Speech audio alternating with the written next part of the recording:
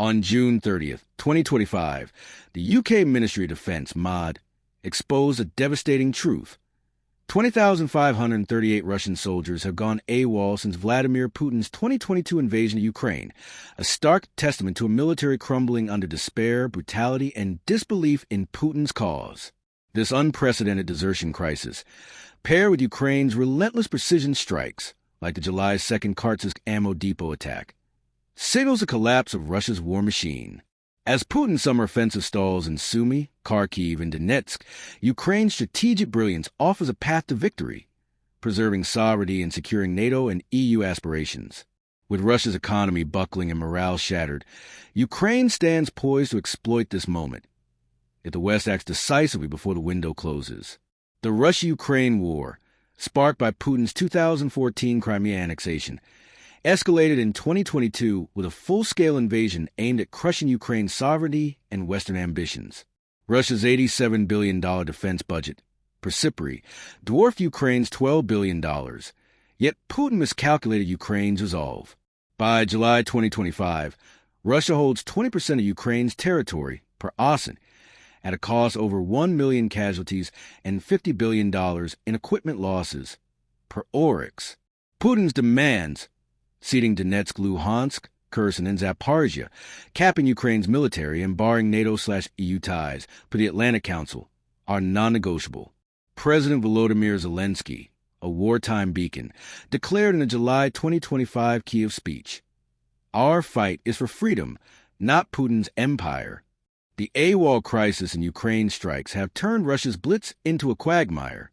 The MOD's June 30th report, citing Mediazona, revealed 20,538 Russian soldiers face court for desertion, refusing orders, or AWOL since 2022. Of these 18,159 cases, 88.4% were AWOL, with 17,721 convictions, 86.2%, under Section 337, carrying 10-year sentences per the MOD. In November 2024, Meduza reported Yevgeny Sandelsky received a 10-year sentence for desertion, upgraded from AWOL after an 18-month absence. Vladislav Yarolin got 9 years for triple desertion and assault. World Crunch reported 49,000 total deserters, totaling nearly 70,000 troops abandoning Putin's war. Soldier Vladimir, pseudonymized, chose prison over death, per World Crunch. Better this than lying under a bush in Ukraine, his lawyer said post-verdict. His wife, Elena, added, "Our child will know his father." Wounded in Ukraine, Vladimir fled to St. Petersburg, reflecting a mass rejection of Putin's cause. Russia's military is steeped in Dedovshchina, a Soviet-era hazing tradition per foreign policy. In 2018, soldier Artyom Pakadin, harassed for smoking, had a slur carved into his forehead and shot himself with an AK-74 per the Moscow Times. Beatings, extortion, and rape threats persist per 2023 reports. In May 2025, the Express reported soldiers refusing combat are forced into gladiatorial death matches, with one Donbass soldier choking another for freedom. Financial incentives for 150% higher advance payments and wages 600% above Russia's average, per BBC monitoring, are desperate ploys. Putin pays because his war lacks believers, a Kyiv Post analyst said. Soldiers face human wave assaults as meat shields, per Reuters Stormzy unit reports, where one soldier noted, "Storm fighters are just meat." The MOD cites poor training and medical care as AWOL drivers. Contract soldiers get 5 days of training, but the MOD, unfit for Ukraine's offenses. Business Insider quoted George Barrows in September 2024. Russian soldier quality is shockingly low. The Washington Post noted Russia's summer 2025 offensive relies on mass assaults due to training deficits, corruption, and shortages. Analyst Ian Matveev said, "Dead soldiers are traded for territory." Medical care is abysmal. A November 2024 MOD report cited a Novosibirsk riot by the 41st Combined Arms Army, where unhealed soldiers smashed barracks and fled. SEPA's June 27th article reported Russia's 1 million casualties, worsened by no first aid and under-equipped hospitals. A Russian doctor, per Transformer Telegram, said, "No beds, no medicine, no hope." Ukraine exploits Russia's collapse with precision strikes. On July 2nd, 2025, a drone attack obliterated a Khartsyzsk ammo depot in Donetsk, put a Kiev independent. Telegram footage from Exile Nova Plus showed a mushroom cloud, indicating artillery shells, missiles, and possibly North Korean drones, per Reuters. The SBU confirmed the $50,000 strike destroyed millions in assets, per HUR. On July 1st, drones hit the Kupol plant in Udmurt, 800 miles away, collapsing a 1,300 square meter roof and halting drone microcircuit production, per ASDRA.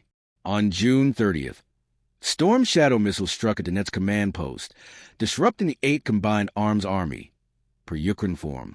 Operation Night Blaze, using FPV drones with 140 km per hour dives, destroyed $10 million in fuel for $50,000 per HUR. The August 2024 Kursk incursion, holding 400 square miles until June 2025, exposed Russia's logistical fragility, per Reuters. Ukraine strikes rely on partisans like Alina, 23, from Zaporizhia, who risk torture to relay intelligence via encrypted apps, enabling strikes like Khartsyzsk. "We see everything," she told BBC Ukraine. SBU operative Andriy Yusov coordinates drone strikes using partisan data and Sentinel-2 imagery, targeting supply lines like the Tokmak-Melitopol Railway, per HUR. In occupied Donetsk, 19-year-old Dmitro smuggled drone components past Russian checkpoints, per Radio Free Europe. These networks, paired with $4 billion in drone innovation, per Defense Express, amplify Ukraine's efficiency. Ukraine's successes contrast with Western indecision. The $435 billion in aid, per the Kiel Institute, prioritized defense over victory. ATACMS missiles, approved for Russian targets in November 2024 and unrestricted in May 2025, per Politico, were delayed. The U.S. paused Patriot and Stinger shipments in July 2025, per the Kiev Independent. Sanctions faltered. The EU paid Russia $70 billion for gas in 2022, exceeding Ukraine aid, per GIS. Only 7 banks faced swift sanctions, per Michael Carpenter in Foreign Affairs. The West feared Putin's red lines, a Kiev Post analyst said, stalling Ukraine's offensive edge.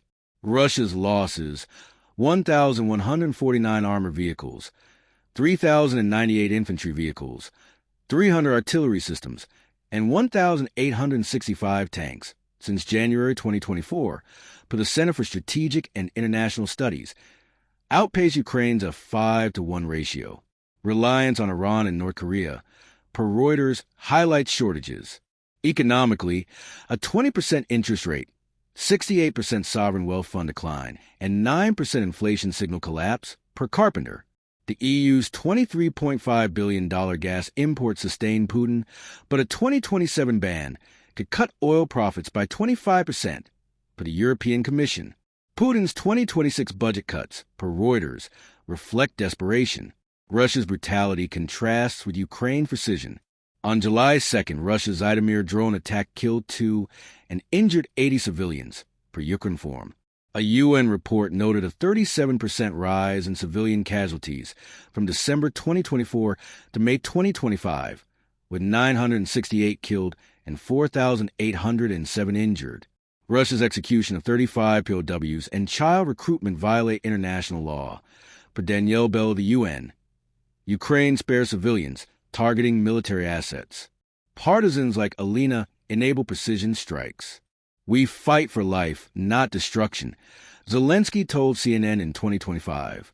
Carpenter's roadmap for victory, preserving sovereignty in NATO/EU paths, includes seizing frozen assets. The West's $300 billion in Russian assets could fund Ukraine's $4 billion drone program, per Defense Express. Legal concerns, per France's Emmanuel Macron, are countered by Putin's illegal invasion, per The Guardian's Philip Inman. Co-production agreements: Germany's $5 billion missile co-production and Denmark's $79 million defense deal, per Defense Industry Europe, reduce aid reliance. Ukraine's July 2nd weapons initiative invites global investment. Strangling Russia's economy: An EU gas ban by 2027 and sanctions on Chinese trade could cripple Moscow for the European Commission. Isolating China, sanctioning Chinese firms, and exploiting Arctic/Siberian tensions, per the BBC and The Hill, could weaken Russia's supply chain, with Iran sidelined by Israel's June 2025 strikes, per Haaretz. Zelensky's July 3rd deal with swift beat for 500 drones, per the Kyiv Independent, bolsters Ukraine's arsenal. Zelensky's leadership inspires. We'll fight with shovels if we must, he told CNN. Drone operator Lieutenant Mykola Kovalenko dedicated strikes to his occupied family.